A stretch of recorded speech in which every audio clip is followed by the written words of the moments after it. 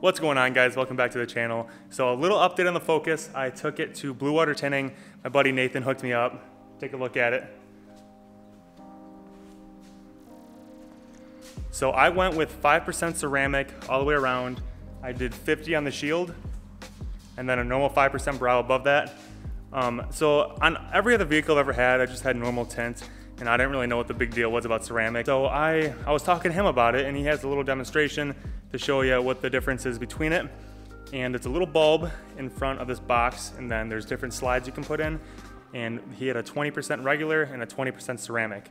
If I put that 20% regular on there and put my hand on the other side, it was super hot. It barely did anything. You could feel all the heat coming through. And then you do the same thing with the 20% ceramic, and it was night and day difference. There was no heat coming through whatsoever. Totally worth it, 20% ceramic. Just in that little demonstration was enough to make me want to do this. So like I said, I went 5%. It's pretty dark. You can't really see inside. If it's a little shady out or dark outside, there's no way you're gonna see. The sunroof right here does have privacy glass, but if you open up that shade and you let some light in, it's perfect amount. You can, if you don't want to be too dark, or if you see a cop or something, you can just open up the sunshade and then they can't really tell a difference. On the shield at least. On the sides, you can still tell it's tinted, but maybe you'll give a little leeway for them. Okay, but other than that, I was having a little problem with the new blow-off valve I installed. I'll show you guys a clip right here.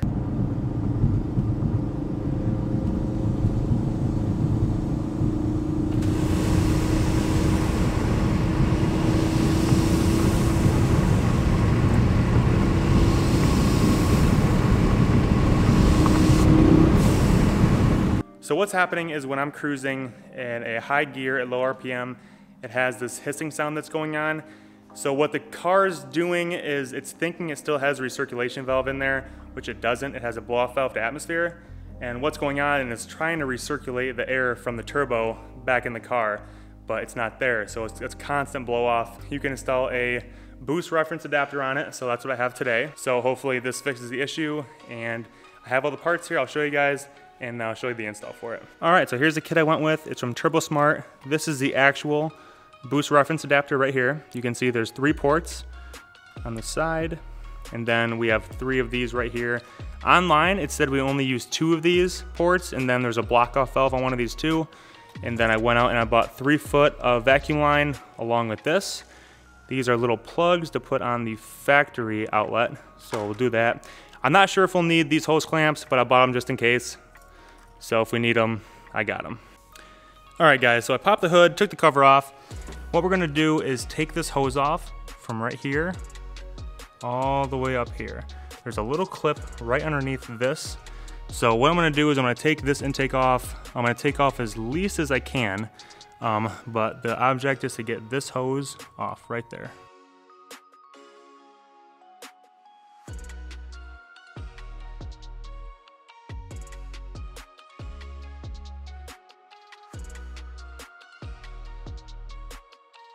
Alrighty, so I got that intake off. Right here is where the little clip is. I'm gonna undo this clip and then undo that clip.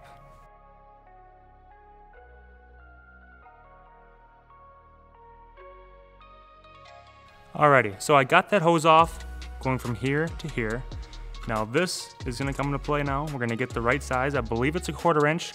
We're gonna put that on here, and then we're gonna reuse one of these little clips.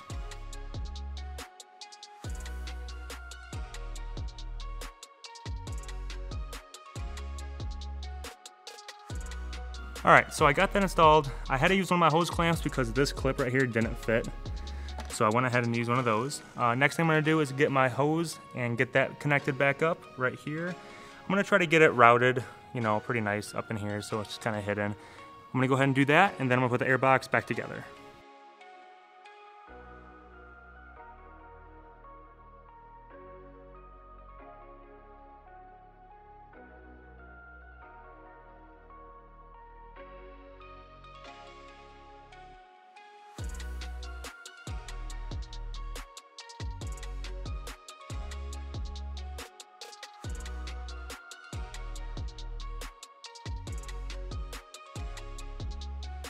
All right, guys, next step is that on the side of the manifold, right there, there's a little white clip. We're gonna take that off, and that's gonna give us access to this entire tube.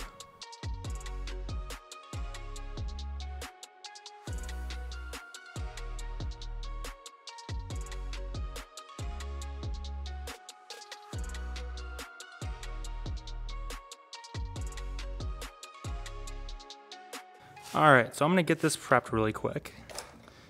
Like I said earlier, we're only gonna be using 2 of these. So it's pretty much gonna look like, it's gonna look like this. Just like that. Some people put the blank in the middle. I'm gonna be putting on the end. I think it's gonna look a little bit cleaner when it's sitting in there. So it's gonna be looking like one of these. So I'm gonna go ahead and put these in, put that little blank in, and I'm also gonna throw some thread tape on. Probably isn't a bad idea considering we're dealing with air here. So I'm gonna go ahead and put some of this on just to make sure none of the air gets seeped through the threads of these. So right here is what the final product looks like. I got the block off right there. I got the 2 ports coming out. Got them connected. I did use all of the hose clamps actually, so if you're gonna do this yourself, I definitely recommend getting the smallest hose clamps you can find. I would say about 5 of them you need for this project. But I got that connected here. Then I have this boost line going up through here, routed underneath this, connected back here. So the last step is to get this connected to where you got that one out. You're gonna be using this clip right here. This clip goes in the side of this, just like that, and it connects over that little hole.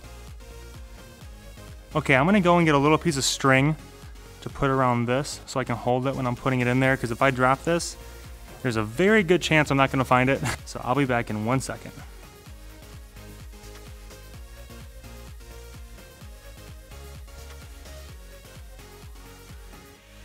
All right guys, we have the new boost reference adapter all put in, everything's installed, and I'm going for a test drive right now, and I don't hear any hissing whatsoever. So I guess we fixed it. And also I do notice that it's a little harder to get the blow-off valve to go off now. I guess, I don't know, maybe because it's a true vacuum source, I'm not sure. But before, I mean, you could give it just a teeny bit of gas and it'd go off. But now you have to kind of get on it to go off a little bit. But I'm really happy everything worked out, and I will see you guys when I get back in the garage. Okay guys, so here's what the final product looks like. There's one of the tubes right here. There's another one, and right down there is the boost reference adapter. So if you guys are having the same problem as me and you want to fix it, I will leave a link in the description so you guys can pick it up for yourself. Overall, it wasn't that bad of an install.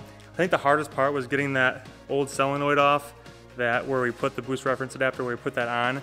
Getting the old one off was pretty tricky, and then getting the new clip in to hold it in place was pretty hard.